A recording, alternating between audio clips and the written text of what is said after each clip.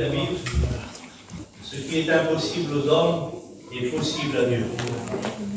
C'est pas possible pour l'humain des fois de faire ces choses, mais Dieu est capable de tout. Amen. Voilà, je vous dis bonjour à tous, je suis vraiment content d'être ici. Moi, j'avais souvent entendu parler de cette église, mais comme je n'ai pas l'occasion de venir souvent en Bretagne, je suis là pour une petite semaine, je repars. Je suis content d'être venu visiter cette équipe, cette petite église-là. J'ai le frère, il a fait des études avec mon père. Et puis, j'ai de sa famille en face de chez moi, hein, juste en face de chez moi, où je suis à Paris, là-bas. Il y a le frère Réveil qui reste en face de chez moi, puis Jimmy. Et puis, je vois Morgane qui est là. Elle continue. Hein, Seigneur va te bénir. Je suis content de l'avoir. Gloire à Dieu. Je suis content de l'avoir à La Réunion. Parce que dans l'hiver, il y a eu un petit travail qui s'est fait. Et puis, elle est là à La Réunion, elle ne loupait pas une réunion. Et puis, si elle veut sauver son foyer, c'est comme ça qu'il faut qu'elle fasse. Amen. Dieu va le sauver, son foyer. Je le sais qu'il le fera. Parce qu'elle a un bon désir pour le Seigneur et c'est une chrétienne. Puis son petit qui est à côté d'elle, je crois qu'il va grandir dans les voies du Seigneur. Souvent, ce petit-là, je l'ai à cœur, moi. Je prie pour lui. Quand il est chez moi, là-bas, je lui donne des Bibles. Je lui donne des petits livres que je donne dans les hôpitaux. Puis il vient vers moi, des fois, puis il me dit des petits textes de la Bible. Il me chante un cantique, des fois. Vous savez, dans des foyers, des fois, il y a des valeurs. Ils sont tout près de nous et on ne fait pas attention. Ben moi, je voudrais être une valeur. Je voudrais être une valeur pour vous ce soir. Je voudrais être une valeur pour cette église. Je ne voudrais pas vous dire que des mots. Je ne voudrais pas vous dire que des phrases, des fables, comme disent les gens du monde.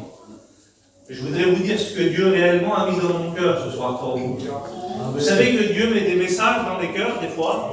Et puis nous, on dit, mais Seigneur, je vais empêcher ça. Et les gens qui sont avec moi, ils vont me jeter des pommes de terre dessus. Vous savez pourquoi je vous dis ça? Parce qu'il y a des garçons là, l'hiver, on rentre dans des endroits où on va dans les hôpitaux, puis des fois, on prêche, des minutes, on prêche. Ça nous arrive des fois de faire jusqu'à 7, 8, 10 réunions par jour. Alors des fois, il arrive un moment, on se dit que les garçons, ils vont plus comprendre les messages qu'on prêche. Parce que la Bible, elle est vivante, elle, mais nous, des fois, c'est toujours le même langage. Mais Dieu, la Bible dit qu'il parle tantôt d'une manière et tantôt d'une autre. Et puis c'est l'homme qui dit prends pas garde. Et ce soir, je voudrais que tu prennes garde à la parole de Dieu. Je voudrais que tu écoutes ce soir et que tu y crois. Parce que vous savez, la parole de Dieu, tous les témoignages que vous avez écoutés, les hommes qui sont responsables de cette église, ceux qui l'ont bâtie, ceux qui ont mis tout en œuvre pour que vous avez des réunions, ceux qui viennent vous visiter, ceux qui vous font des réunions avec les campings, ceux qui font des réunions dans vos maisons.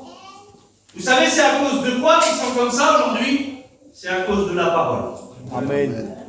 Jean 1, chapitre 1, au commencement était la parole, tout ce qui a été fait était fait par elle, rien de ce qui n'a été fait n'a été fait sans elle. Jésus, il est la parole faite chair, il est venu sur la terre, lui, il est venu dans un seul but, c'est pour que tous les hommes soient sauvés. Il fait exception de personne, t'es grand, c'est bien, t'es petit, il t'aime aussi, t'es beau, ben, il t'aime bien, t'es moins beau, il t'aime aussi.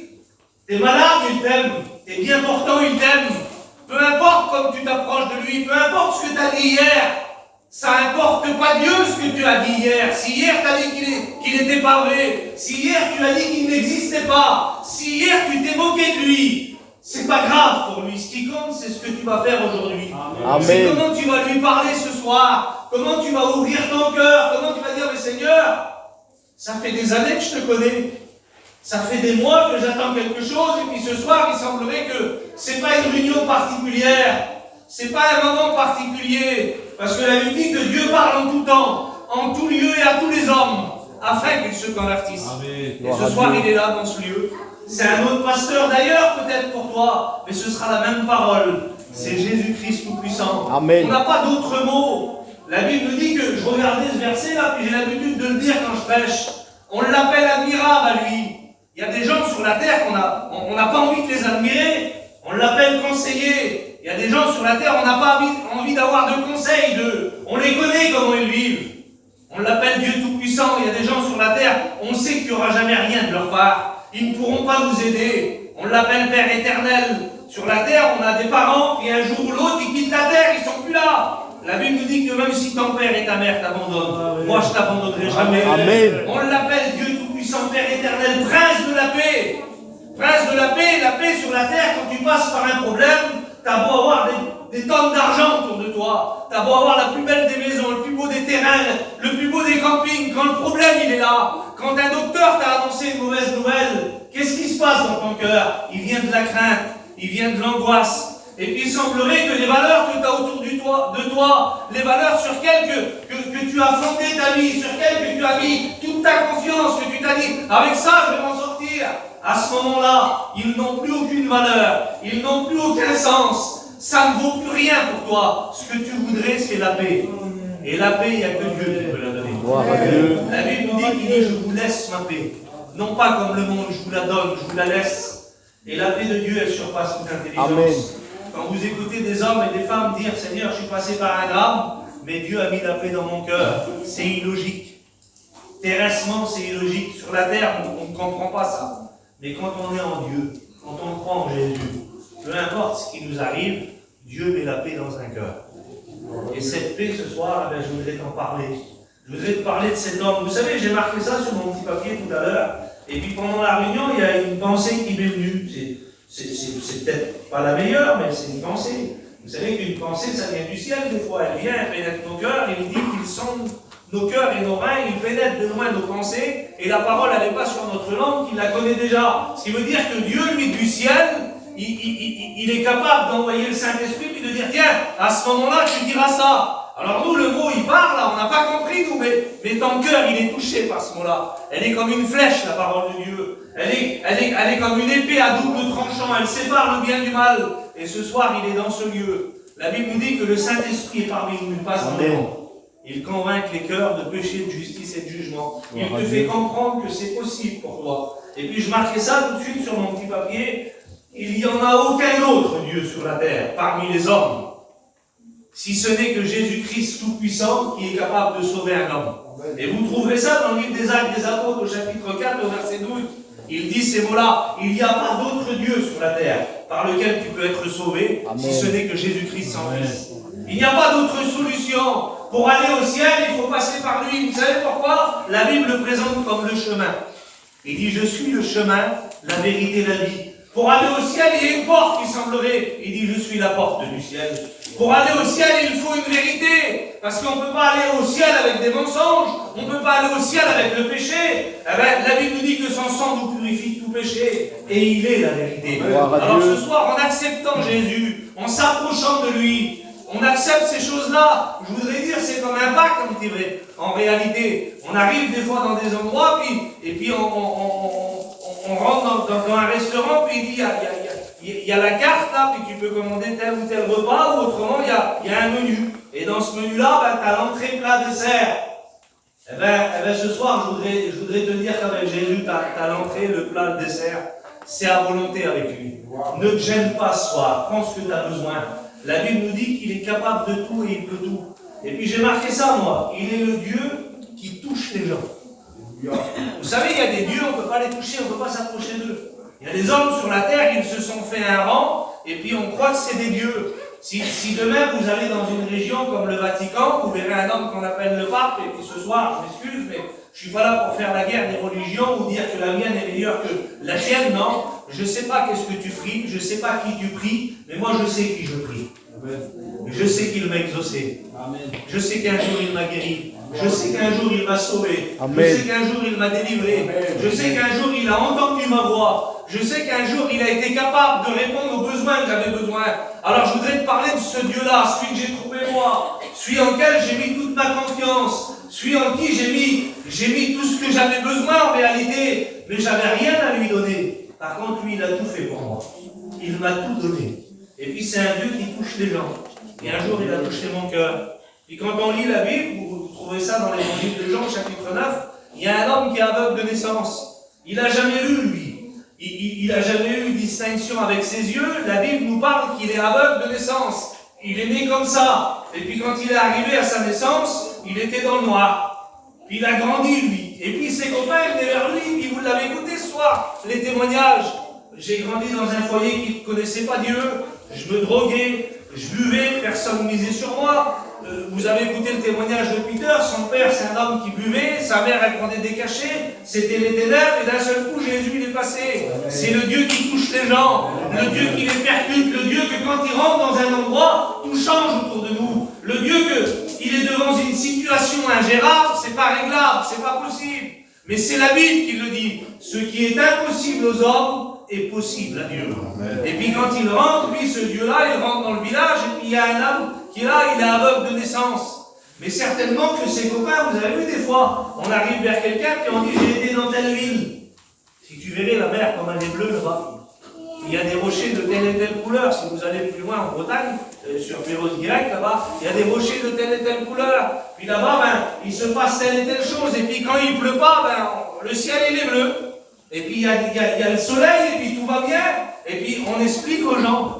Et puis tu sais, la rivière là, elle est bleue. Puis il y a certainement des petits copains à lui qui ont dit vers lui, puis qui ont dit, tu sais, ta mère, elle a des beaux cheveux.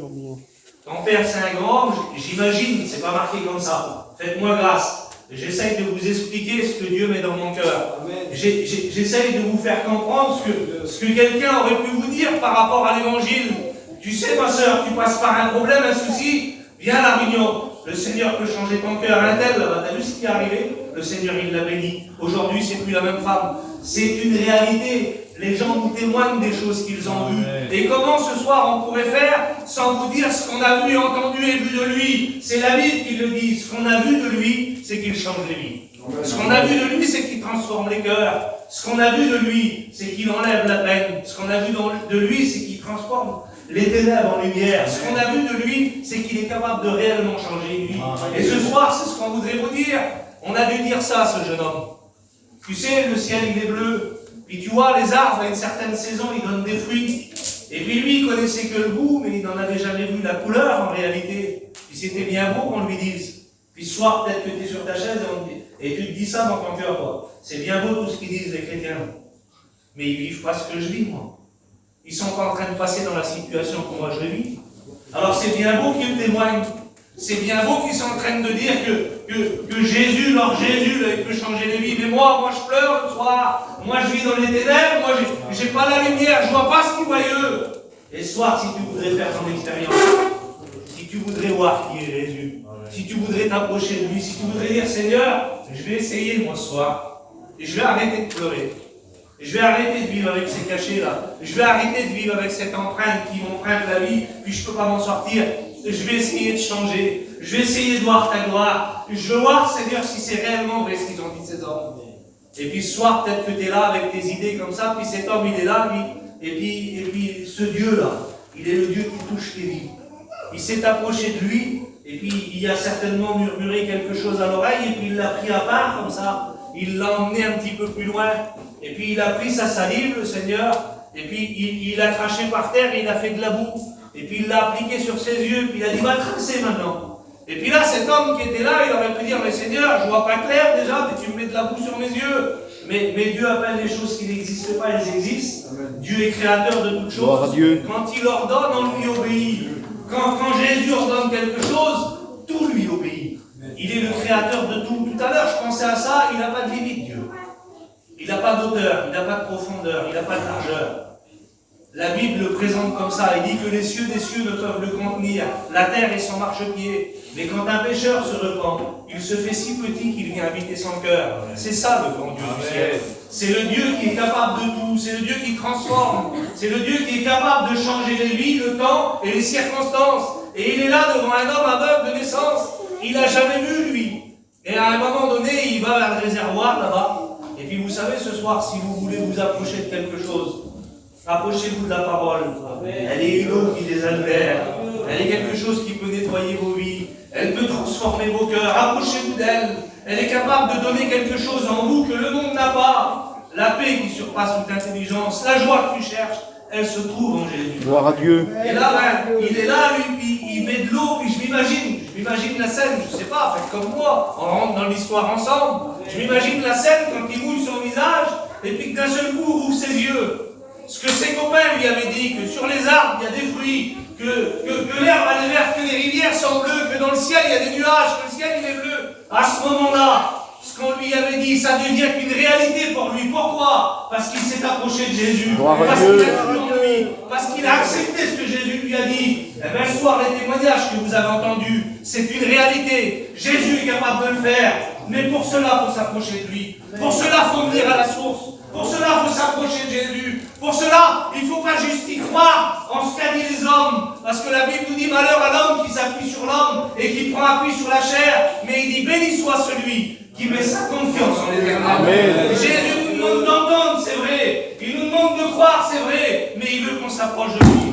Alors sois, approche-toi de lui. Viens devant sa présence. Viens voir ce qu'il est capable de faire. La Bible nous dit que dans la parole de Dieu, il y a un homme, il est malade depuis 38 ans. C'est illogique en réalité. Il est là, près d'une piscine, et 38 ans qu'il est malade.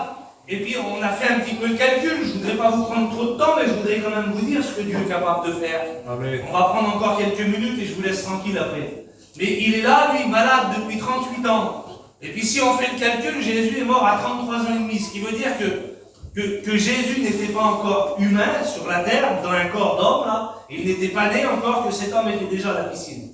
On le déposait jour après jour, jour après jour, jour après jour. Et Jésus, il naît. Une étoile s'illumine dans le ciel. Il bouleverse le monde cosmique.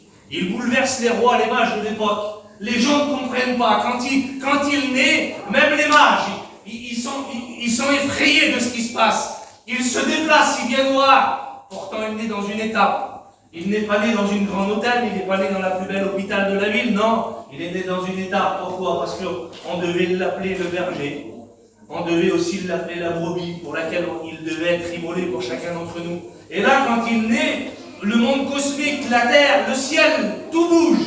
Il y a quelque chose qui se fait, le sauveur. La Bible nous dit, un sauveur vous est né, un fils vous est donné. Et puis là, à ce moment-là, c'est le sauveur du monde qui naît. Les gens sont bouleversés. Les rois de l'époque veulent tuer les premiers-nés, parce qu'ils savent qu'il y a quelque chose qui s'est passé. Il ne faut pas le laisser grandir, cet homme-là, parce que quand il va arriver à un âge, il va faire des choses extraordinaires. Il l'avait écouté parler par les prophètes, mais là c'était une réalité, c'était en train de se passer. Il y a combien de temps que tu écoutes parler de Jésus? Des mois peut-être, des années. Et tu es toujours pareil, tu es toujours au même point. Ben, le Seigneur, ce soir, il voudrait passer chez toi. Gloire à Dieu. À l'âge de 12 ans, il rentre dans le temple. Quand il rentre dans le temple, il bouleverse les hommes de l'époque. Les grands, les hommes de loi, ceux qui connaissent les Pentateuques, ceux qui connaissent tous la loi parfaite, ceux qui connaissent la Torah parfaitement, ceux qui sont capables d'enseigner au peuple, à ce moment-là, quand ils rentrent et qu'ils parlent, ils ne comprennent plus eux. Il y a des gens qui ne comprennent pas, il est tout jeune pourtant, il a 12 ans, puis là, de ses 12 ans à ses 30 ans, 18 ans d'absence, on n'écoute plus parler de lui. Il semblerait que là, il est dans un coin, puis il grandit. Et d'un seul coup, son ministère commence. Il va faire son premier miracle, il transforme l'eau en vin. Il met la joie dans un mariage. Peut-être que dans ton mariage, ça ne va pas. Il n'y a plus de joie, il manque quelque chose. Mais le Seigneur, lui, quand il rentre dans le mariage, il n'y avait plus de joie, il n'y avait plus de vin. Il fait le miracle, il transforme l'eau en vin. Et puis ce soir, il voudrait transformer dans ton mariage, il voudrait mettre la joie. Il voudrait mettre la paix. Est-ce que tu voudrais y croire, toi? Il voudrait rentrer dans ton mariage. Il voudrait rentrer dans ta maison. Il voudrait rentrer chez toi. Il voudrait te faire du bien. Puis il va passer dans les villes. Il va parcourir les villes, les villages. L'aveugle de naissance, il le guérit. Les paralytiques, il les fait marcher. Les boiteux marchent. Les aveugles boivent. Les lépreux sont purifiés. Les morts ressuscitent devant le son de sa parole. Et puis là, il arrive devant une piscine. Un homme malade depuis 38 ans. Il est là, lui. Les autres descendent à sa place. Personne ne peut l'aider à ce moment-là. Parce que les gens ont leurs problèmes à eux. Et puis ce qu'ils veulent, quand un ange descend, c'est descendre pour que leurs problèmes se résolvent. Alors on ne veut pas descendre après lui, alors ils le laissent sur leur lit. Et puis Jésus, lui, ce qu'il fait, il vient vers lui. Comme ce soir il fait, il vient vers toi. Il s'arrête près de toi, puis il dit, écoute, si eux n'ont pas pu t'aider, je m'excuse de faire, mais si tes pasteurs n'ont pas pu t'aider, si les chrétiens de la ville n'ont pas pu t'aider, si la mission n'a pas pu t'aider, Jésus vient. Amen. Amen.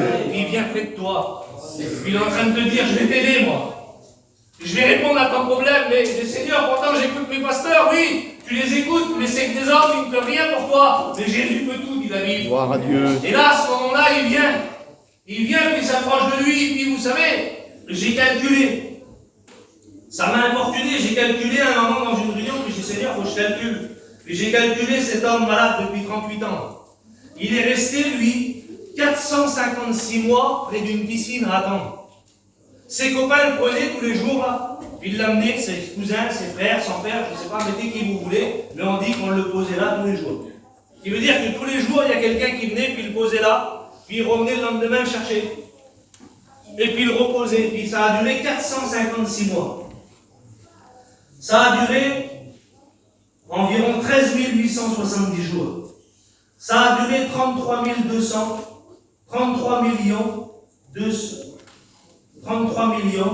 880 000 heures. Vous imaginez un petit peu en heures. Et puis là, il est arrivé un moment, ça parle de minutes. 19 972 800 minutes. Il a attendu cet homme-là, sans rien recevoir. Et puis j'étais chez moi, puis j'ai commencé à lire le passage. Et je l'ai chronométré. Et le passage complet, 1 minute 20. Mais du moment où Jésus lui parle à lui, puis qu'il lui dit « Qu'est-ce que tu veux que je fasse pour toi ?» Ça dure 40 secondes, moins d'1 minute. Quand cet homme répond « Seigneur, je voudrais marcher, moi. » Jésus dit « Prends ton lit, lève-toi et marche. » La Bible nous dit 38 ans qu'il ne marche pas. C'est illogique, on apprend à marcher. On ne peut pas vivre sans apprendre à marcher. C'est impossible. Quand on est enfant, on se lève à un moment, on part, on fait un pas, 2 pas, on tombe. Nos parents nous relèvent, on apprend à marcher. Là, 38 ans, la Bible nous dit que ses chevilles redeviennent fermes.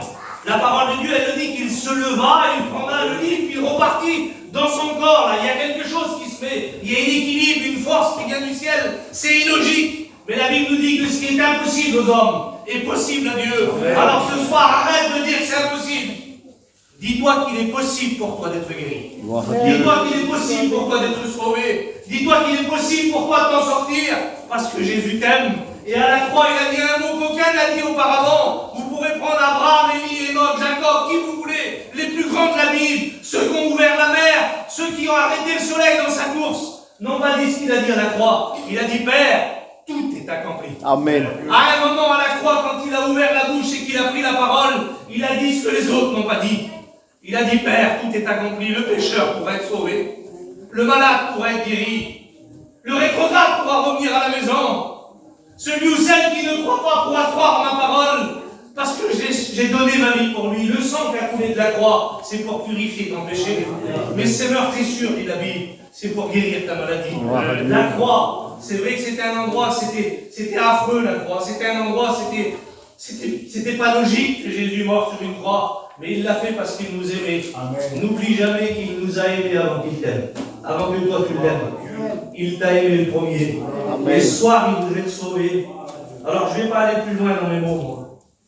Je vais pas essayer de te dire plein de mots pour dire, comment qu'il parle l'homme là. J'ai pas envie de bien parler. J'ai envie que tu comprennes ce soir. Jésus peut t'aider. Vous savez, nous, on va dans les hôpitaux l'hiver. Quand on va avec les garçons, on tombe sur des familles différentes. Et puis on l'a vu avec Peter, avec Kiki qui est là, les garçons, ici il y a des étudiants qui sont là, il y a Moser, il y a Mundi, il y a des garçons avec qui on travaille qui sont là. Et puis dans les hôpitaux qu'on va, des fois on arrive, on tombe sur des familles qui ne connaissent pas du tout l'évangile. Puis ça fait 12 ans que ça dure.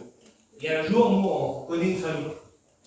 Une famille qui a passé par un problème, il y avait des enfants à la base, il y avait plein de problèmes dans ce foyer-là. Et puis il y avait plein de religions différentes. Et puis dans cette famille-là, il est né un petit enfant. Il y avait plusieurs enfants, mais il en est né un.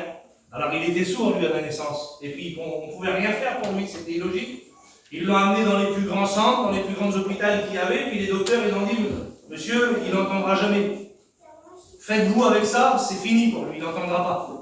Puis le père s'est mis à boire, et puis il s'est mis à aller à chercher. Puis tout partout où il allait, il a prié son Dieu à lui.